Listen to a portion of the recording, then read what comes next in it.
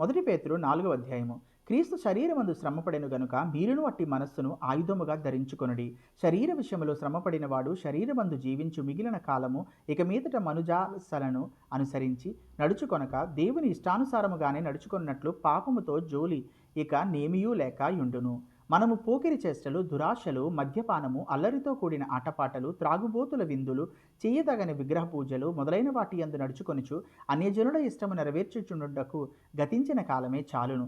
అపరిమితమైన ఆ దుర్వ్యాపారమునందు తమతో కూడా మీరు పరిగెత్తకపోయినందుకు వారు ఆశ్చర్యపడుచు మిమ్మల్ని దూషించుచున్నారు. సజీవులకును మృతులకును తీర్పు తీర్చుటకు సిద్ధముగా ఉన్నవానికి వారు ఉత్తరవాదులై ఉన్నారు. మృతులు శరీర విషయములో మానవరీత్యా తీర్పు పొందినట్లును ఆత్మ విషయంలో దేవుని బట్టి జీవించినట్లును వారికి కూడా సువార్త ప్రకటింపబడెను. అయితే అన్నిటి అంతము సమీపమై ఉన్నది కాగా మీరు స్వస్థబుద్ధి గలవారై ప్రార్థనలు చేయుటకు మెలకువగా ఉండుడి. ప్రేమ అనేక పాపములను కప్పును గనుక అన్నిటికంటే ముఖ్యముగా ఒకని ఎడల ఒకడు మిక్కటమైన ప్రేమ గలవారై ఉండుడి. సనుగు కొనకుండా ఒకనికి ఒకడు ఆతిథ్యము చేయుడి.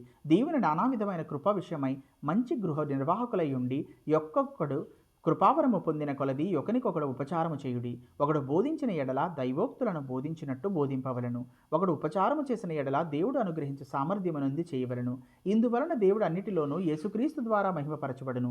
యుగయుగములు మహిమయు ప్రభావమును ఆయనకుండునుగాక. ఆమేన్. ప్రియులారా, మిమ్మల్ని శోధించుటకు మీకు కలుగుచున్న అగ్ని వంటి మహాశ్రమను గూర్చి మీకిదే ఈ యొక్క వింత సంభవించినట్లు ఆశ్చర్యపడకుడి.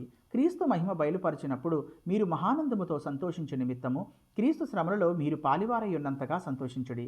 క్రీస్తు నామము నిమిత్తము మీరు నిందల పాలైన ఎడల మహిమాస్వరూపి అయిన ఆత్మ అనగా దేవుని ఆత్మ మీ మీద నిలుచుచున్నాడు గనుక మీరు ధన్యులు. మీలో ఎవడునూ నరహంతకుడిగా గాని, దొంగగా గాని, దుర్మార్గుడిగా గాని, పరుల జోలికి పోవువాడుగా గాని బాధ అనుభవింక తగదు. ఎవడైనను క్రైస్తవుడైనందుకు బాధ అనుభవించిన ఎడల అతడు సిగ్గుపడక ఆ పేరును బట్టియే దేవుని మహిమపరచవలెను. తీర్పు దేవుని ఇంటి యొద్ద ఆరంభమగు కాలము వచ్చి ఉన్నది.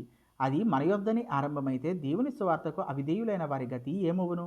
మరియు నీతిమంతుడే రక్షింపబడుట దుర్లభమైతే భక్తిహీనుడను పాపియు ఎక్కడ నిలుతురు? కాబట్టి దేవుని చిత్త ప్రకారము బాధపడవారు సత్ప్రవర్తనలు గలవారై నమ్మకమైన సృష్టికర్తకు తమ ఆత్మలను అప్పగించుకొనవలెను. Thank you.